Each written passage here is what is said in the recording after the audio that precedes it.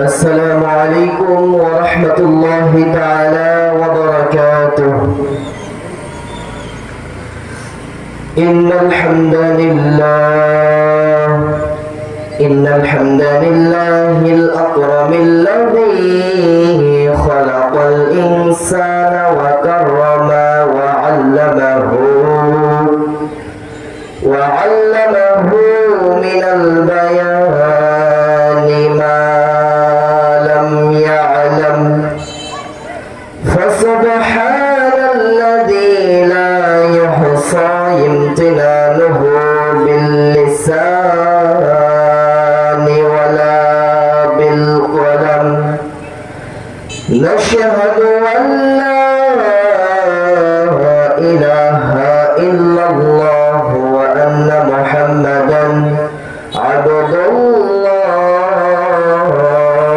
ورسوله. أما بعد فقد قال الله تعالى في كلامه المجيد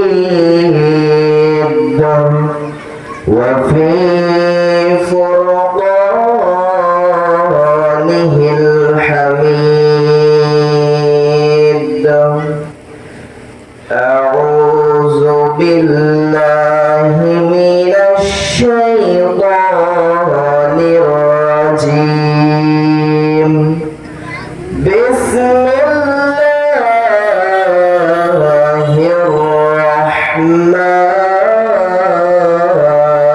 الرحيم.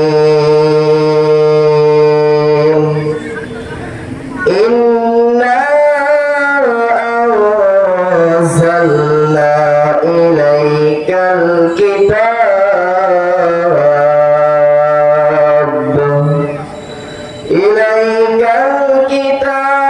بالحق لتحكم بين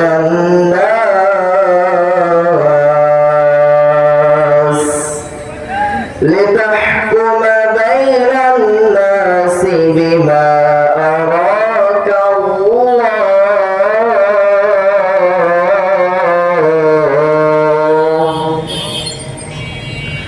أو كما قال عليه الصلاة والسلام: لا يؤمن أحدكم حتى أكون أحب إليه من والده وولده والناس أجمعين।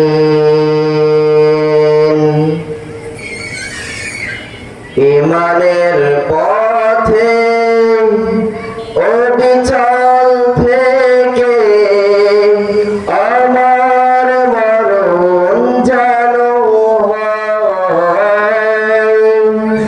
ইমানের পথে অবিচল থেকে আমার মরণ যেন হয়।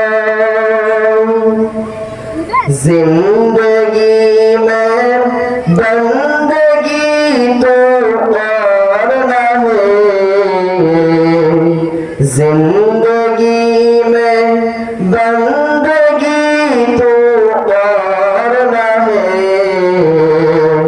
जिंदगी में बंदगी शर्मिंदा है, जिंदगी बंदगी शर्मिंदा है। बाजार से गुजर न हो, जिंदगी में बंदगी तो करना है, जिंदगी में बंदगी तो करना है, जिंदगी में बंदगी शर्मिंदा है, जिंदगी में बंदगी शर्मिंदा है।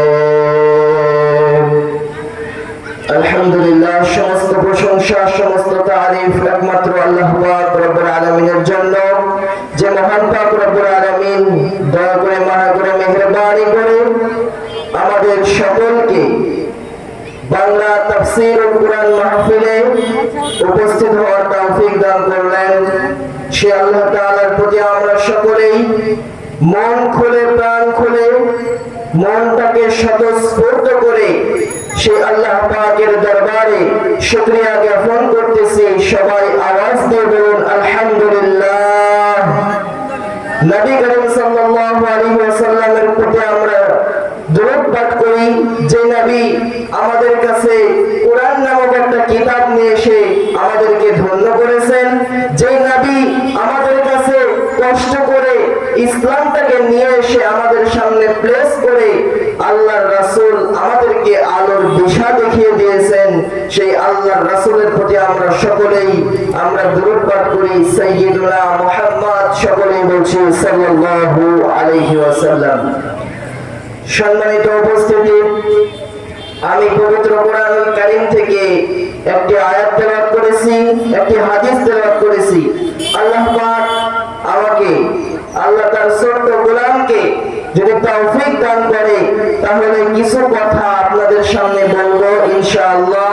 ওয়া মা তাওফীকি ইল্লা বিল্লাহ।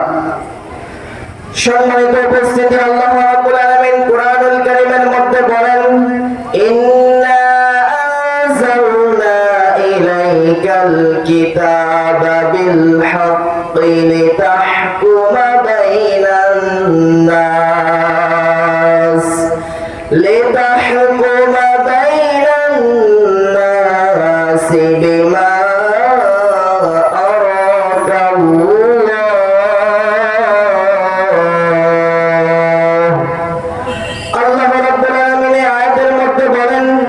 নিশ্চয় আমি তোমার প্রতি যথাযথভাবে কিতাব নাযিল করেছি, যথাযথভাবে কিতাব নাযিল করেছি যাতে তুমি মানুষের মাঝে তুমি এই কোরআন দিয়ে ফয়সালা করতে পারো।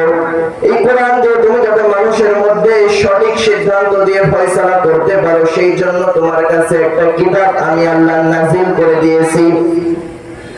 সম্মানিত উপস্থিতি, আল্লাহ রাব্বুল আলামিন যেই রাসূলের প্রতি, যেই মায়ার রাসূলের প্রতি, হাবিবের প্রতি আল্লাহ রাব্বুল আলামিন একটা কিতাব নাযিল করেছে, এই কিতাবটা আমরা বাড়িতে বসে বসে এমনিতেই কষ্ট ছাড়াই আমরা এই কিতাবটা পেয়ে গেছি। যার কারণে এই কিতাবের যে কদর, এই কিতাবের যে মূল্য, এই কিতাবটা যে কত বড় একটা সম্পদ, আমরা কিন্তু এই কিতাবের কোনো কদর দিতে জানি না।